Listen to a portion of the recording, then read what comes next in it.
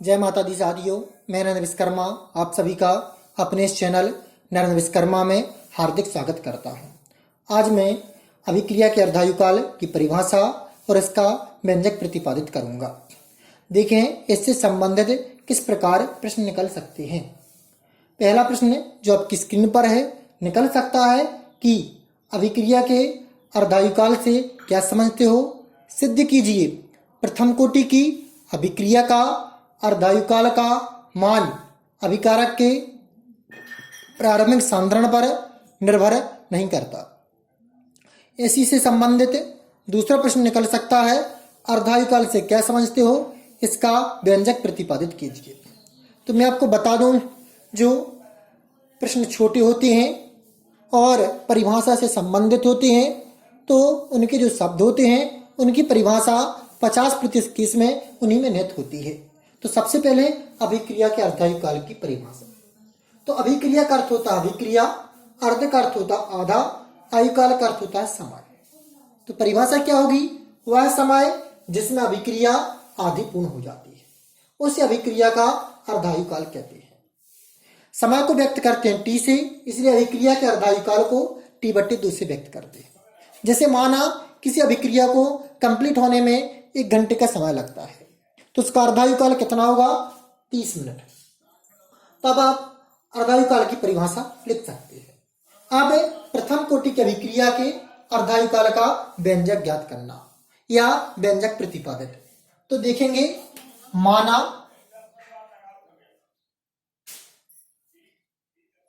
कि निम्न अभिक्रिया हो रही है। निम्न अभिक्रिया हो रही है अर्थात ये आपका एक क्रिया कारक है, इससे उत्पाद एक क्रियाफल प्राप्त हो रहा है, हमें पता नहीं है इसलिए हम लिख देंगे कि उत्पाद या क्रियाफल, जो आपको लिखना है। ठीक है ना। अब देखते हैं अभिकारक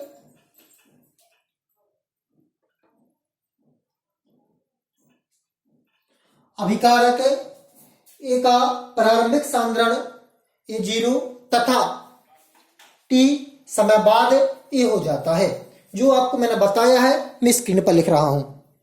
देखें, अभिकारक ए का प्रारंभिक सांद्रण A0 तथा T समय बाद A हो जाता है, अतः प्रथम कोटि की अभिक्रिया के लिए समाकलित दर समीकरण निम्न होता है।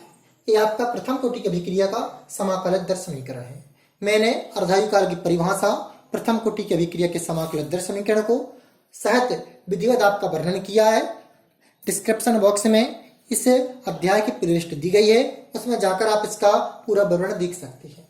यहाँ पर के वेग स्थिरांक है, टी समय है, ये प्रारंभिक सांद्रण है जो हमने यहाँ पर दिया है, और एक टी समय बाद की सांद्रता है। तो देखें, ये आपका प्रथम कोटि की अभिक्रिया का समाकलित दर समीकरण है। अब यहाँ पर हम कर देंगे अर्धायुकाल की परिभाषा से, क्योंकि हमें क्या लगा सिद्ध करना है, अर्धायुकाल का व्यंजक। अर्धायुकाल की परिभाषा से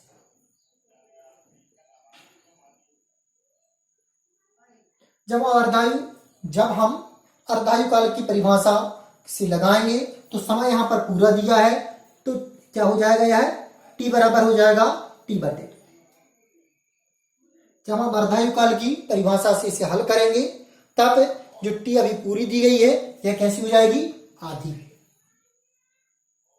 और यह जो पूर्ण है यह कैसा हो जाएगा, आधा।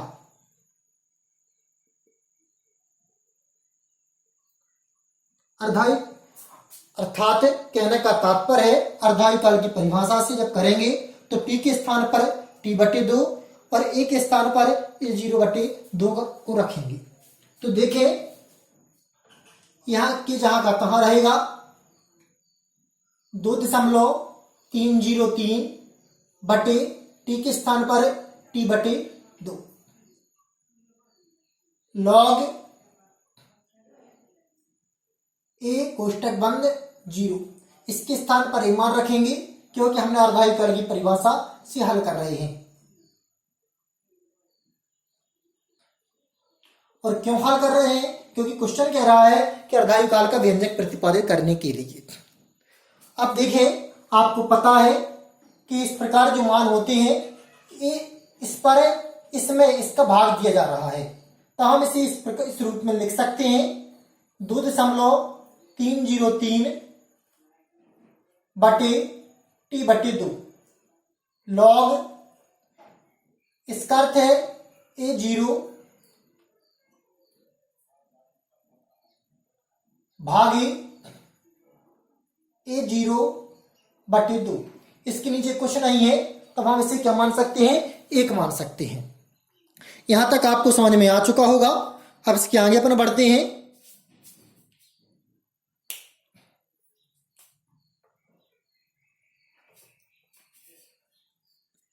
देखिए, इसके आगे हल करते हैं तो के जहां का तहां रहेगा 2.303 बटे टी बटे 2 लॉग जहां का तहां रहेगा। प्रथम पद जो का त्यों लिखेंगे यहाँ का, इसके नीचे 1 है तो 1 को लिखेंगे। आपको पता है भाग कभी भाग में सॉल्व नहीं होता, इसके स्थान पर गुणा लगता है, और जब गुणा का चिन्ह लग जाता है तो नीचे का मान ऊपर चला जाता है, ऊपर का मान नीचे जाता है, तो हो जाएगा 2/A0।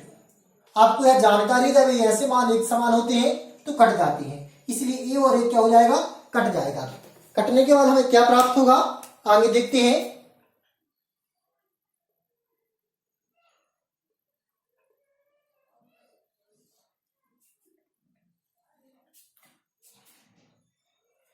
इक्कीस जहां का तहां रहेगा तो 2.303 अपॉन टी बटे 2 लॉग जहां का तहां ये कट जाएगा तो यहां पर प्राप्त होगा 2। चूंकि log 2 बराबर होता है 0.3010, ये log 2 का मान होता है, तो इसके स्थान पर इस मान को रख देंगे, तब के बराबर प्राप्त होगा 2.303 अपॉन टी बटे 2 गुणित 0.3010 बटे 1। ऊपर का ऊपर गुणा होगा, तब के बराबर इसका डायरेक्ट में गुणा कर दे रहे हैं, कितना प्राप्त होगा? आप गुणा करेंगे तो प्राप्त होगा 0.693। गुणा करने पर आपको इतना ही प्राप्त होगा बटे टी बटे 2।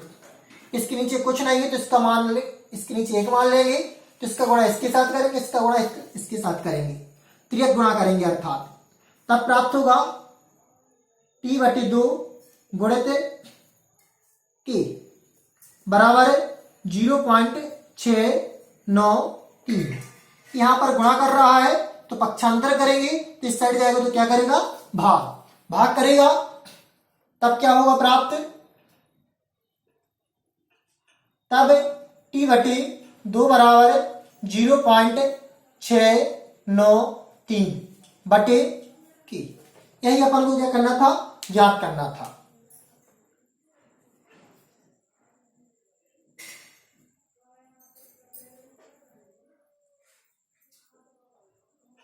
That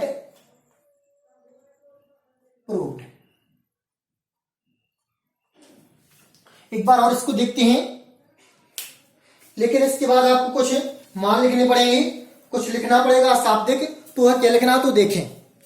अतः अभिक्रिया का अर्धायुकाल दर, यदि आपको व्यंजक सिद्ध करने आए तो आप यहां से यहीं तक लिखेंगे, लेकिन ये क्वेश्चन आता है कि सिद्ध कीजिए प्रथम कोटि की अभिक्रिया का अर्धायुकाल का मान अभिकारक के प्रारंभिक सांद्रण पर निर्भर नहीं करता है, तब इसके आगे आपको लिखना है।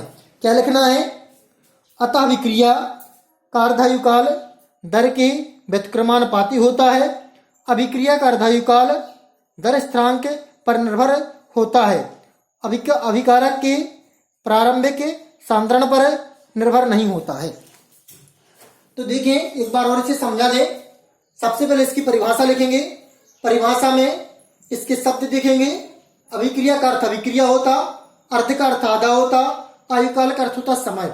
तो वह समय जिसमें अभिक्रिया आधी पूर्ण हो जाती है, अभिक्रिया का अर्धायुकाल कहलाता है। इसकी परिभाषा समझना है, प्रथम कोटि के समाकल दर समीकरण को समझना है तो डिस्क्रिप्शन बॉक्स में लिंक दी है, उसे जाकर एक बार जरूर देखें।